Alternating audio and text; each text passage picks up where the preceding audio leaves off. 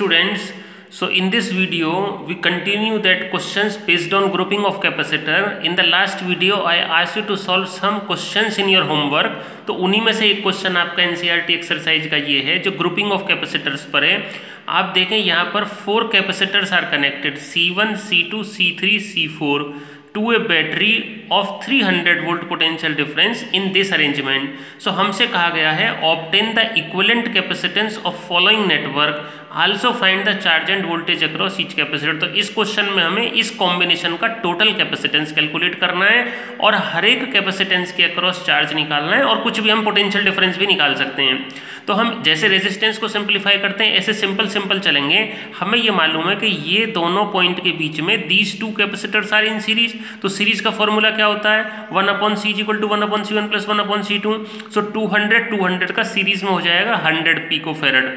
अब जब ये 100 पिकोफैरड हो गया तो इन दोनों की जगह हम एक कैपेसिटर लगा सकते हैं। तो ये 100 पिकोफैरड और 100 पिकोफैरड ये दो किस में हो गए पैरेलल में C = C1 + C2 तो 200 पिकोफैरड हो गया। अब इन 100 दोनों की जगह एक 200 का लगा सकते हैं और एक ये 100 का पहले से ही है। तो अब ये 300 वोल्ट की बैटरी के बीच में 200 और 100 हो गए सीरीज में। तो सीरीज का हमने फॉर्मूला लगाया 1/c = 1/c1 + 1/c2।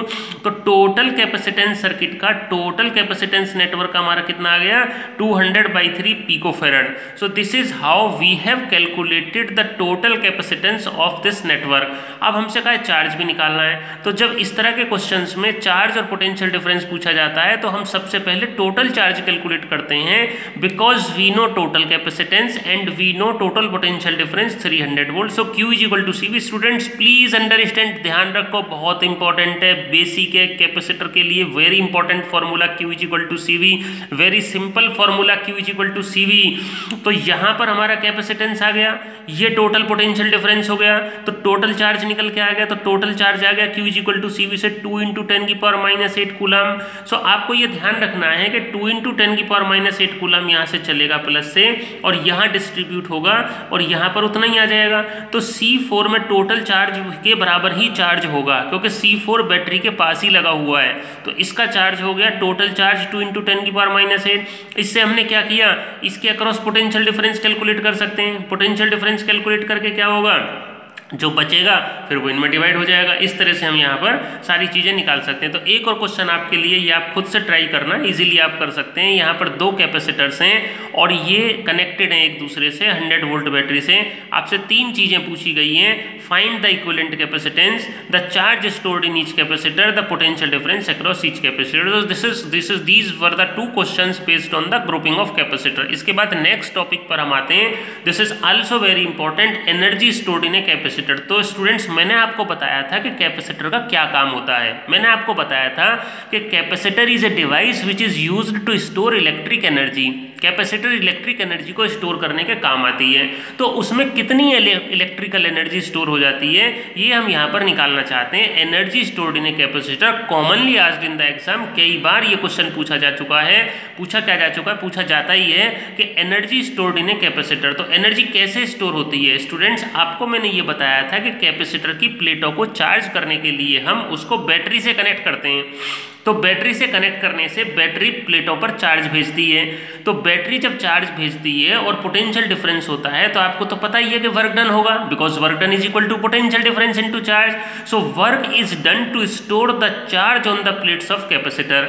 This work done तो बेकार जाता नहीं है। तो this work done is stored in the form of energy, this is called electrostatic potential energy. तो work done is equal to potential difference into charge. But ऐसा तो है नहीं कि टोटल वर्क डन हम एक साथ कर देते हैं, धीरे धीरे करते हैं। तो हम क्या लिखते हैं, small work done to store small charge, dW = VdQ। Work done is equal to potential difference into charge. So W total निकालने के लिए इसको इंटीग्रल कर दिया। अच्छा V depends on Q, so V = Q/C। तो ये आ गया Q²/2C। तो दिस इज पोटेंशियल एनर्जी। तो पोटेंशियल एनर्जी का एक फॉर्मूला होता है Q²/2C। Q को CV लिखेंगे ½ CV² और C को Q/V लिखेंगे 1। तो these are the 3 expressions for energy stored in a parallel plate capacitor. This is potential energy of capacitor. अब अगर हमसे कोई पूछे कि एनर्जी डेंसिटी क्या होती है, आपको मालूम है density is equal to mass upon volume. Okay, so energy density is equal to total energy upon total volume. So this is the energy stored per unit volume of the capacitor. So this is represented by small u is equal to energy upon volume. Energy half CV square, total volume AD, C का value epsilon not A by D लिखा और ये V square by D, E is equal to V by D use किया, तो ये आया U is equal to half epsilon not E square, where E is the electric field between the plates of capacitor. So students, this is how we have derived another expression for energy stored in a parallel plate capacitor and energy density. इसके बाद next हम आते हैं, एक और important topic है, काफी numerical और क्वेश्चन इस पे पूछे जाते हैं, that is the common potential. तो स्टूडेंट्स होता क्या है कि जब हम दो कैपेसिटर को एक दूसरे से कनेक्ट कर देते हैं तो चार्ज फ्लो करता है. आपको पता है चार्ज कब फ्लो करता है? जब दो बॉडी, दो कंडक्टर डिफरेंट पोटेंशियल पर होते हैं. प्लीज अंडरस्टैंड, अगर दो बॉडी डिफरेंट पोटेंशियल्स पर हैं तो चार्ज फ्लो करता है from high potential to low potential.